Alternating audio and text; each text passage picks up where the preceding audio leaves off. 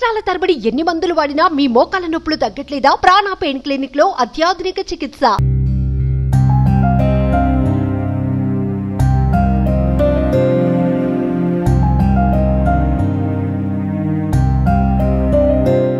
Recent గా మనకు తెలుసు ఒక సీరియల్ ఆర్టిస్ట్ పవిత్ర జయరాం ఆమె రోడ్ యాక్సిడెంట్ లో చనిపోవటం, ఆ తర్వాత కో ఆర్టిస్ట్ అయినటువంటి చంద్రకాంత్ కూడా అదే యాక్సిడెంట్ లో దెబ్బలు తాకటం. అతను 2 రోజుల క్రితమే సుమన్ టీవీకి కూడా ఇంటర్వ్యూ ఇచ్చాడు. ఆ ఇంటర్వ్యూలో చాలా విషయాలు చెప్పారు కానీ బట్ ఎక్కడా కూడా తల్లిదండ్రుల గురించి కానీ భార్య గురించి కానీ ఆయనకు ఉన్నటువంటి పిల్లల గురించి కానీ అతను మాట్లాడలేదు. ఈరోజు సడన్ గా సూసైడ్ చేసుకోవటం ఏంటి అనేది కూడా ఎవరికి అర్థం కాని విషయంగా ఉంది. పోలీసులు ఇప్పటికే ఇన్వెస్టిగేషన్ స్టార్ట్ చేశారు. ఆ సూసైడ్ చేసుకున్నది కూడా పవిత్ర ఇంట్లోనే సూసైడ్ చేసుకున్నాడు. ప్రస్తుతం మనమైతే అతని ఇంటి దగ్గర ఉన్నాము. వాళ్ళ అమ్మ, వాళ్ళ భార్య, వాళ్ళ నాన్నగారు అందరూ ఇక్కడే ఉన్నారు, వాళ్ళ పిల్లలు. ఒకసారి ఆ తల్లితో మాట్లాడదాము. వాళ్ళ ఆవేదన చూస్తుంటే గుండె తరుక్కుపోతుంది. అసలు గుండెలు అవిసేలా ఏడుస్తూ ఉన్నారు తల్లి భార్య ఇద్దరు కూడాను. ఎవరు ఆపేటువంటి పరిస్థితి లేదు. ఎందుకు ఇలాంటి పరిస్థితి? అసలు గత కొన్నేళ్లుగా అతను భార్యతో కూడా ఉండట్లేదు అని చెప్తున్నారు. ఇక్కడికి వచ్చిన తర్వాత తెలిసింది నాకు. అసలు ఏం జరిగింది అడుగుదాము. అమ్మా, ఎందుకు ఇట్లాంటి పని చేశాడు చంద్రకాంత్? పవిత్ర చేసింది.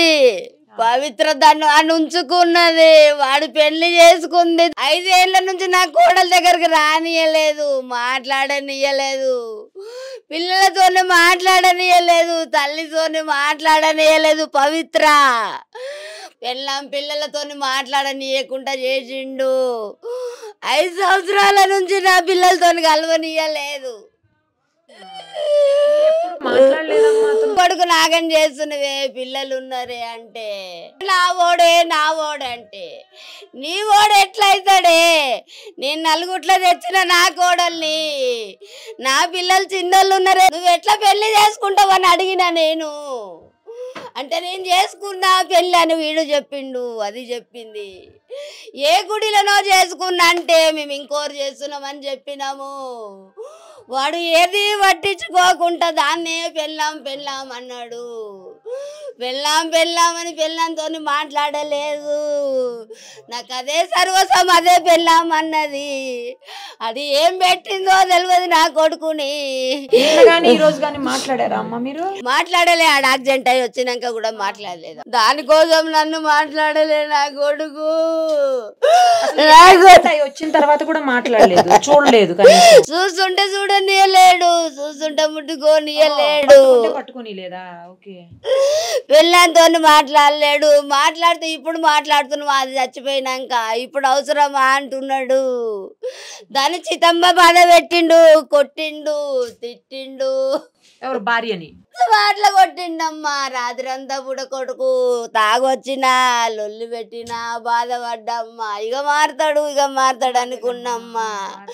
నా పిల్లలకు నా కొడుకు ఉంటాడు అనుకున్నమ్మా నేను. నా పిల్లలకు కొడుకు లేకుండా అయిపోయిండమ్మా. నా పిల్లలకు తండ్రి లేకుండా అయిండమ్మా. మాట్లాడలేడు. రాత్రి లేనో ఫుల్ తాగొచ్చిండంట. పుల్లు తాగొచ్చినాక ఈ చెయ్యి కొట్టుకున్నాడంట. కొట్టుకుంటే రక్తం కారితే దోస్తు చూసిండంట. దోస్తులు ఇంట్లో వండబెట్టిర్రు, తాగిర్రని. పెడితే మళ్ళీ ఆడవేసి చూస్తే రాకుంటాడేమో మమ్మల్ని చూసి. పండుకొని ఏడనో ప్రశాంతంగా రెస్ట్ ఉంటుందని పండుకోమని చెప్పి వచ్చినామమ్మా. ఆ దోస్తే ఇంత తినబెట్టిండంటమ్మా. తినబెట్టినాక పండుకుండేమని పొద్దు నుంచి ఫోన్లు చేస్తున్నాం. పెళ్ళాం దగ్గరికి పోలే, ఏం పోలే. నా దగ్గర రాలేడు. ఏం రాకుంటాయో రాకపోయాని చెల్లె ఫోన్ చేస్తుంది, పెళ్ళాం ఫోన్ చేస్తుంది, ఫోనే ఎత్తుతలేడు. ఎల్ఐసి కోసం చచ్చిపోతే పైసలు వస్తాయంట కదా, దానికోసం పోతున్నాను ఎవరికో చెప్పిండంట దోస్తుకు. దానికోసం చెప్తే ఇంకా వస్తలేడు కొడుకు. నాశ తినలే, ఏం తినలేడు అనుకున్నామ్మా నేను. నాకు 2 కొడుకులు, 1 బిడ్డ అమ్మా.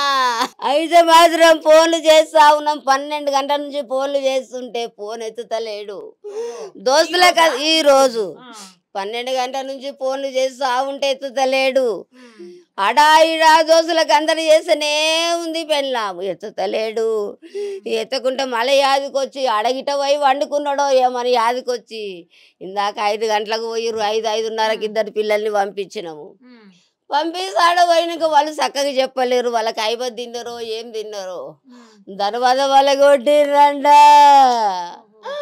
కాళ్ళకు బట్ట కట్టుకుండంట, మెడ చుట్టుకుండంట, ఫ్యాన్కి వేసుకుండో దేనికి వేసుకుండో తెలియదు నాకు. సూసైడ్ చేసుకున్నాడని మా ఆయనకి ఎవరు చెప్పంగా మా ఆయన ఏంటిండు, అమ్మా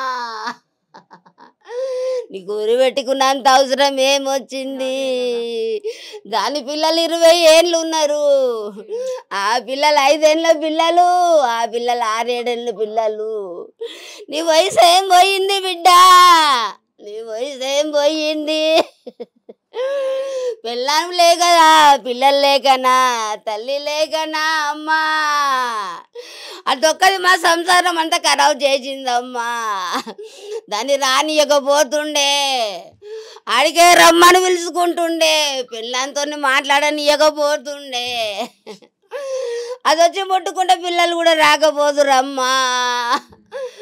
అదే పెద్దమ్మ పెద్దమ్మ అని చెప్తుండమ్మా.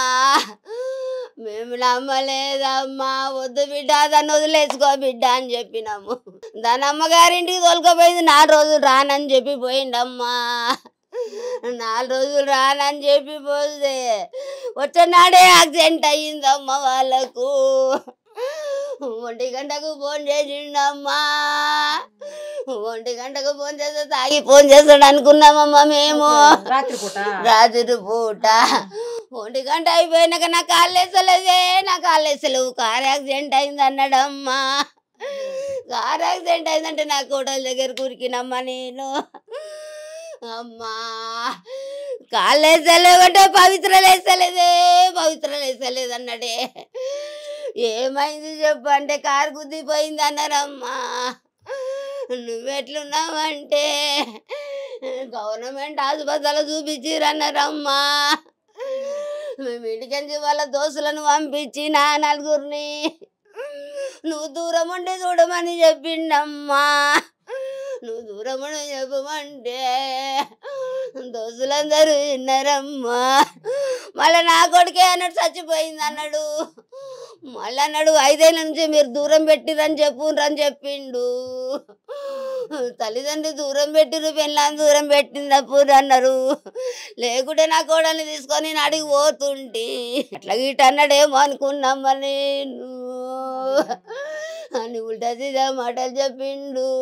అంటే అసలు గత కొన్నేళ్ళుగా మీతో రిలేషన్ లేదని మీ అత్తగారు చెప్తా ఉన్నారండి.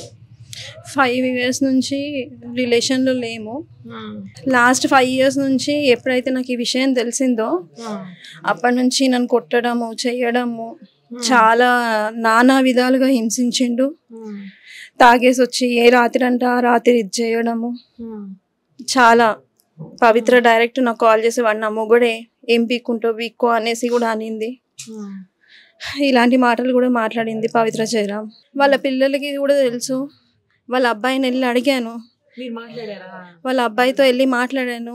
ఇలా నా భర్త మీ అమ్మతో ఉన్నాడు ఏంటిది అనేసి అని అడిగాను. అడిగితే మీ ముందే వెళ్తారా బెడ్రూమ్లోకి అంటే, అవును మా ముందే వెళ్తారు, మాతోనే ఉన్నాడు, వాళ్ళ ఇష్టం వాళ్ళ లైఫ్, మేమేం అబ్జెక్ట్ చెయ్యము అనేసి పవిత్ర జయరాం కొడుకు అన్నాడు. ఎప్పుడు వచ్చినా ఇంట్లో పెద్ద టార్చరే. హేట్ చేసినా కంటిన్యూస్గా దాని ఫోటో చూస్తూ ఉంటాడు. ఇంట్లో తాగితే ఇంట్లోనే ఫుల్ అయిన తర్వాత దాంతో వీడియో కాల్ మాట్లాడుతూ ఉంటాడు. చెప్పవే పాప, ఏం చేస్తున్నావు, ఏంది సంగతి, ఇక్కడ నాకు అన్నం పెట్టట్లేదే, అన్నీ ఫాల్స్ అంటే ఫాల్స్. మొత్తం నన్ను బ్లేమ్ చేశాడు, ఎక్కడ పడితే అక్కడ బ్లేమ్ చేశాడు. ఇంకేం చెప్పలేను. ఇంతకంటే మాది రిలేషన్షిప్ స్టార్ట్ అయ్యి 2004 July 4th స్టార్ట్ అయింది. 2004లో మ్యారేజ్ 15లో అయిందా? మ్యారేజ్ 15. 11 years ముందు మీకు లవ్ ఉంది, రిలేషన్షిప్ ఉంది. అక్కడికి మా పేరెంట్స్ కన్విన్స్ అవ్వలేదు. నేను మా పేరెంట్స్తో కన్విన్స్ చేసి అందరి సమక్షంలో లవ్ మ్యారేజ్ చేసుకున్నాడు. గ్రాండ్గా చేశారు పెళ్ళి. అందరూ ఒప్పుకొని చేసి నేను మా అమ్మ చెప్పినా నేను వినలేదు. ఇతడే కావాలి, నాకన్నయ్య నాకు కావాలి, వాడే లోకం సర్వస్వం అని బతికిన. ఏది చేసినా ఏం చేసినా ఈ రోజు వరకు అంటే ఈ మూమెంట్ కాకుండా నిన్నటి వరకు కూడా మా మమ్మీ వాళ్ళ సైడ్ ఎవరికి ఏమీ చెప్పలేదు. నేను ఎంత ప్రాబ్లం ఫేస్ చేసినాను, సఫర్ అయినాను ఎటువంటివి మా మమ్మీ వాళ్ళకి తెలియదు. ఏదున్నా ఏమున్నా అత్తగారికి చెప్పుకున్నాను, బయట ఎక్కడ పెట్టుకోలేదు. అతను రాకపోయినా సరే ధైర్యంగా ఒక మొగోడిలాగా నా పిల్లలని పెంచుకున్నాను. ఏ రెస్పాన్సిబుల్ లేదు. ముందు జాబ్ చేసేదాన్ని హెచ్ఆర్గా, ఇప్పుడు మానేశాను. అమ్మ లేదు. అమ్మ చనిపోయిన వెంటనే లాక్డౌన్లో వీళ్ళ రిలేషన్షిప్ స్టార్ట్ అయ్యింది. అప్పటి వరకు బాగానే ఉన్నారు. వీళ్ళ రిలేషన్షిప్తో ఎప్పుడైతే స్టార్ట్ అయ్యిందో అప్పటి నుంచి నన్ను కొట్టడము, తిట్టడము కంటిన్యూస్గా చేశాడు. చాలా చాలా అంటే ఒక సాడిస్ట్ కంటే ఇంకా అధ్వానంగా బిహేవ్ చేశాడు. ఏం చేయకుండానే అన్ని వల్గర్ లాంగ్వేజ్ మాట్లాడుకుంటూ, ఎవరితో మాట్లాడినా అన్నయ్య అన్న రిలేషన్తో మాట్లాడినా కానీ అఫేర్ పెట్టి తప్పుగా తీయడం, అది ఎవరైనా సరే. మా అత్తగారు నాకు సపోర్ట్ చేశారు, మా మామయ్య ఇద్దరు సపోర్ట్ చేశారు వాళ్ళ ఫ్యామిలీలో. అంతకు మించి ఎవరు లేరు. నేను ఏదైనా వాళ్ళే లోకం సర్వస్వం అనేసి నన్ను బతికినాను. ఇప్పుడు అతనే లేకుండా పోయినాడు. ఇప్పుడు ఇంకేమని నన్ను బ్లేమ్ చేస్తాడు, ఇంకేం చేస్తాడో నాకేం అర్థం అవ్వట్లేదు. ఏం చెయ్యాలి ఈ మూమెంట్లో? నాకు నా పిల్లలను చూసుకొని నేను ఏం చెయ్యాలి? ఇద్దరు పిల్లలు, పాపది 8 years, బాబుది 4 years. పిల్లల కోసం కూడా వచ్చేవాడు కదా? పిల్లల కోసం వచ్చినా ఇట్లా చూసి వెళ్ళిపోయేవాడు. పిల్లల కోసం వచ్చినప్పుడు పవిత్ర ఆంటీ ఉంటుందానా మీకోసము, పవిత్ర ఆంటీ ఉంటుందానా, దీని ఏమైనా సరే పవిత్ర ఆంటీ ఉంటుంది. మరి నేనేం అవ్వాలి అని అంటే కూడా దానికి సమాధానం లేదు, ఏది లేదు. తన మైకంలో ఉండిపోయాడు. మొన్న 4 days కూడా షూట్ ఉందని చెప్పాడు, కానీ కట్ చేస్తే తను ఊటీకి వెళ్ళారు. ఇద్దరు కలిసి ఊటీకి వెళ్ళారు. ఊటీకి వెళ్ళి డే బై డే ఒక్కొక్క రీల్ షేర్ చేసి నన్ను టార్చర్ పెడదామని ప్రయత్నం చేశారు ఇద్దరు కలిసి.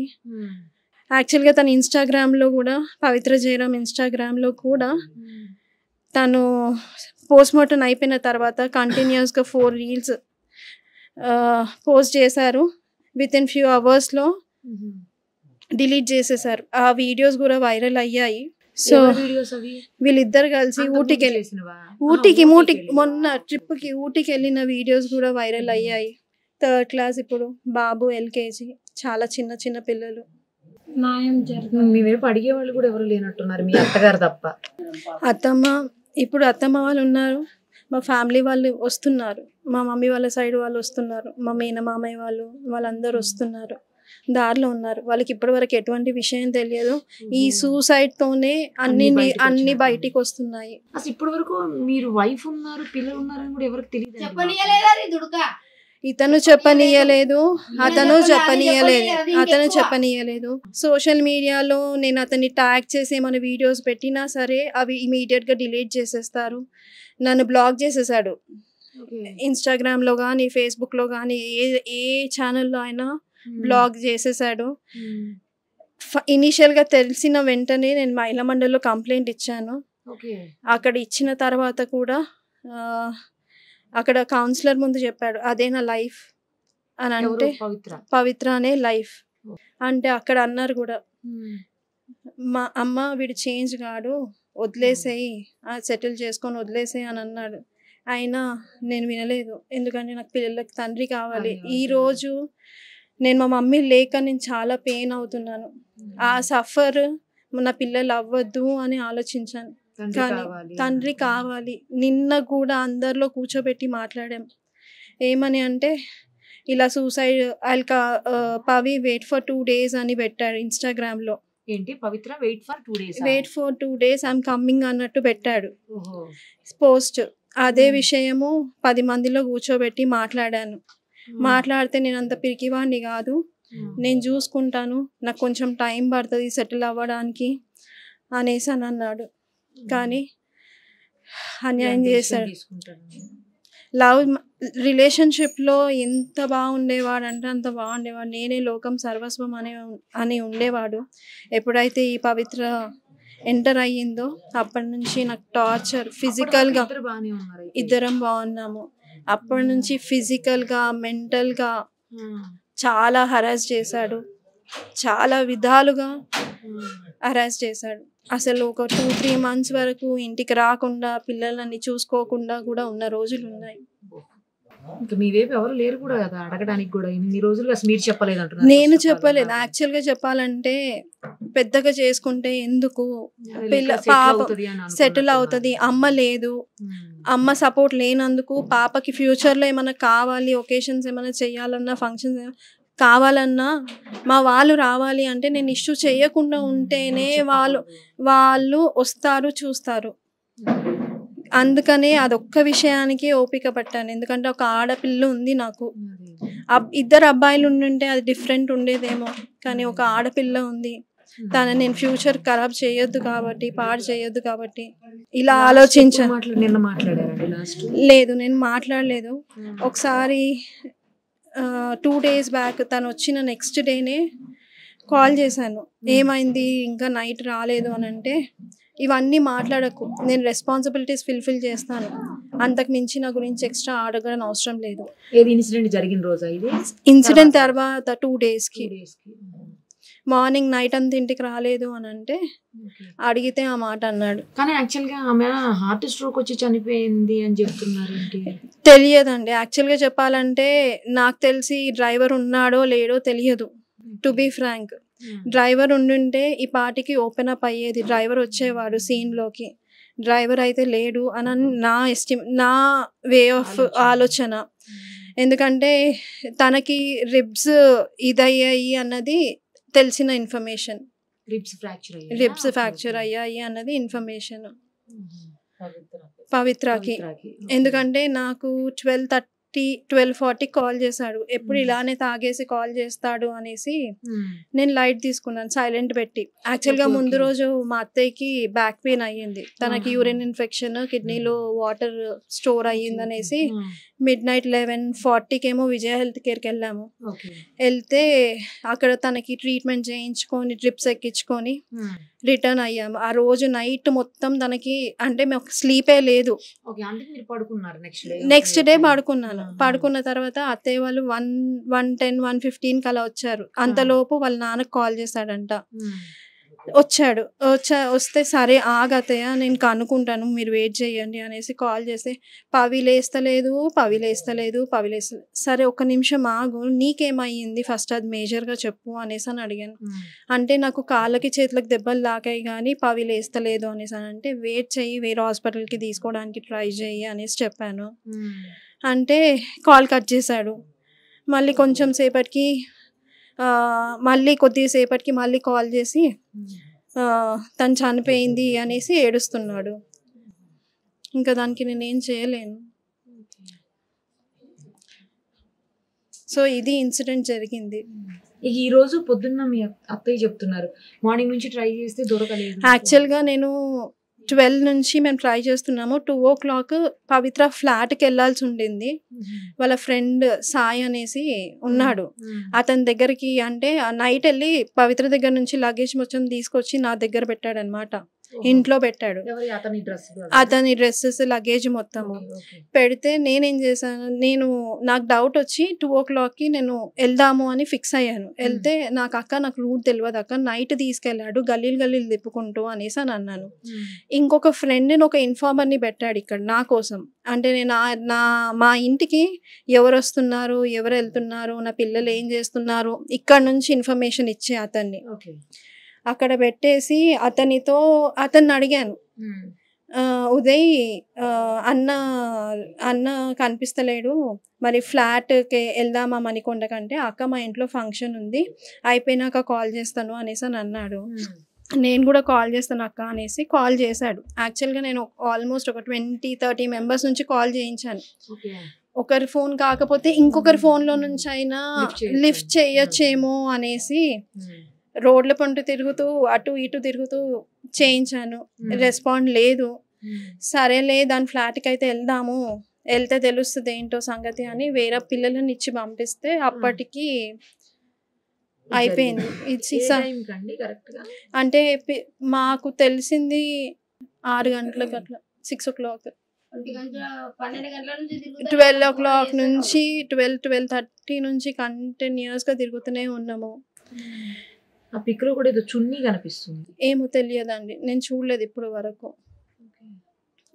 చూడలేదు. నాతో మాట్లాడకు అనేసి అన్నాడు. పెళ్లి చేసుకునే ముందేమో నేనే నీకు లోకం సర్వస్వం అన్నీ నేను చూసుకుంటాను, నువ్వేం టెన్షన్ పడకు. నా ఫ్రెండ్స్ అడిగారు కూడా, చందు నువ్వు బాగా చూసుకోవాలి శిల్పని అని అంటే, ప్రామిస్ నేను అస్సలు ఆవిడని వదిలిపెట్టాను, శిల్పని అస్సలు వదిలిపెట్టాను అనేసి అని అన్నాడు. అట్లాంటిది వదిలిపెట్టేసి వెళ్ళిపోయాడు. ధైర్యంగా ఉండండి, ఎందుకంటే పిల్లల కోసం ఇంక ఇప్పుడు తండ్రి లేరు, కనీసం మీరు కూడా ఇలా డీలా పడిపోతే పిల్లలకి ఇబ్బంది అవుతుంది కదా. కొంచెం పిల్లల గురించి ఆలోచించుకుని ధైర్యంగా ఉండండి. మీ అత్తగారి వాళ్ళకి కూడా మీరే కదా ఇక ధైర్యం, పిల్లలకి మీ అత్తగారికి అందరికి. ఏం చెప్పాలో నాకు అర్థం అవుతలేదు ఈ సిచ్యువేషన్లో. వాళ్ళనే నమ్ముకొని బతికినా ఇన్ని రోజులు, ఎంత ఓపిక పట్టినానో, చాలా ఓపిక పట్టినా, కానీ నా ఓపికకి వాల్యూ లేకుండా చేశాడు.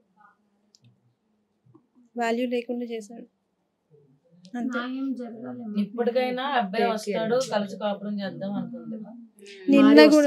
నిన్న కూడా ఒకటే చెప్పాను, అందరినీ కూర్చోబెట్టి చెప్పాను, అయ్యింది అయిపోయింది, నేను తన టాపిక్ తీయను, తను నాతో మాట్లాడకపోయినా పర్వాలేదు, పిల్లల కోసం తను ఉండాలి, టైం తీసుకున్నా పర్వాలేదు, ఎంత టైం తీసుకున్నా పర్వాలేదు, తీసుకొని నేనేం అనను, తన ముందుకి రాను అని క్లియర్గా అందరిలో చెప్పిపించాను. పిల్లల కోసము కావాలి, తండ్రి కావాలి అన్న ఆలోచనతోనే ఇన్ని డేస్ ఓపిక పట్టాను, సంవత్సరాలు ఓపిక పట్టాను. కానీ ఆ ఓపికకి కూడా అసలు అతన్ని ఎలా పోల్చాలా, ఏం పోల్చాలో నాకు అర్థం అవ్వట్లేదు.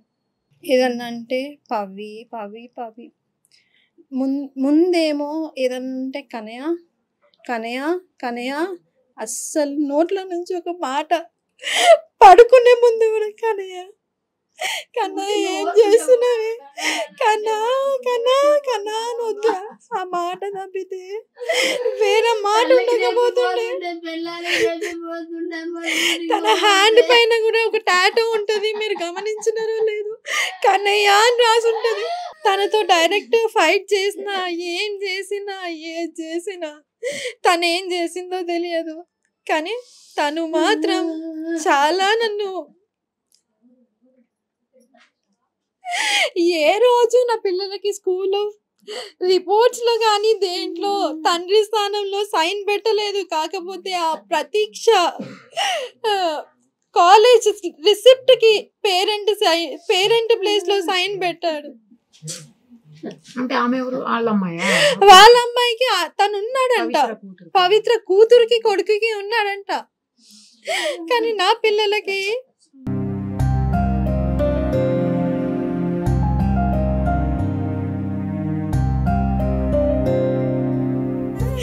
ఇండస్ట్రీ మొత్తం తెలుసు. చందు, శిల్ప అంటే ఆ ఇండస్ట్రీ అందరికీ తెలుసు. అసలు నా మాట లేకుండా ఉండేటోడు కాదు. అరే అక్కనే రా నన్ను సెట్ చేసింది, అందరికి, అందరు ఆర్టిస్టులకు చెప్పుకున్నాడు. చాలా మంది ఆర్టిస్టులు కూడా చెప్పారు తనకి, వద్దు ఇట్లాంటి దాంతో నీకు అవసరమా చందు, మంచి ఫ్యామిలీ ఉంది, ఫ్యామిలీని చూసుకో, ఫ్యామిలీని డిస్టర్బ్ చేస్తున్నావు చందు అంటే, వినలేదు, అసలు వినలేదు. శిల్ప గారు మీరు ధైర్యంగా ఉండండి, చందు గారు వచ్చేస్తారు, మీరు టెన్షన్ పడకండి, ఆవిడ ఇప్పటికీ మీ ఆయన 6th person ఆవిడకి అని చెప్పారు. చాలా మంది చెప్పారు, ఆవిడ క్యారెక్టరే అది. సో అలాంటి ఒక వేస్ట్ క్యారెక్టర్ మనిషి కోసం ఈ రోజు మమ్మల్ని అన్యాయం చేసి వెళ్ళిపోయాడు.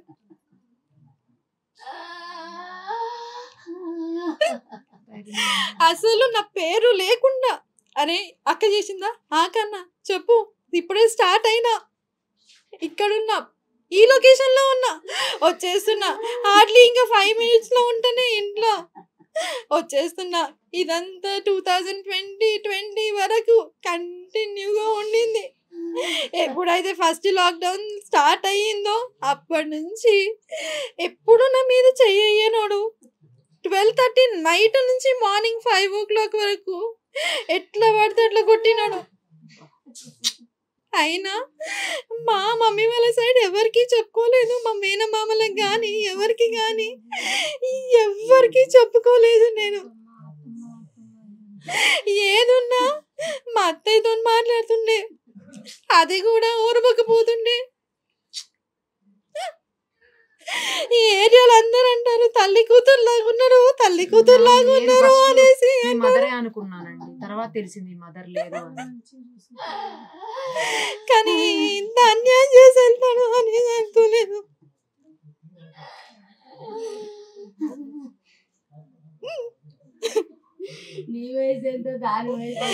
తను చాలా ఏజ్డ్ పర్సన్, ఏజ్ డిఫరెన్స్ కూడా చాలా ఉంది. నాకు చెప్పడమే పవికి హార్ట్ లో హోల్స్ ఉన్నాయి, తనని జాగ్రత్తగా చూసుకోవాలి, అది ఇది అనేసి అని అన్నాడు.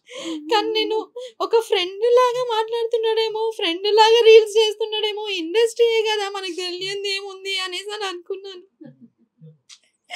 తర్వాత నన్ను చాలా టార్చర్ పెట్టాడు. అసలు నా దగ్గర ఉండని కూడా ఉండట్లేదు.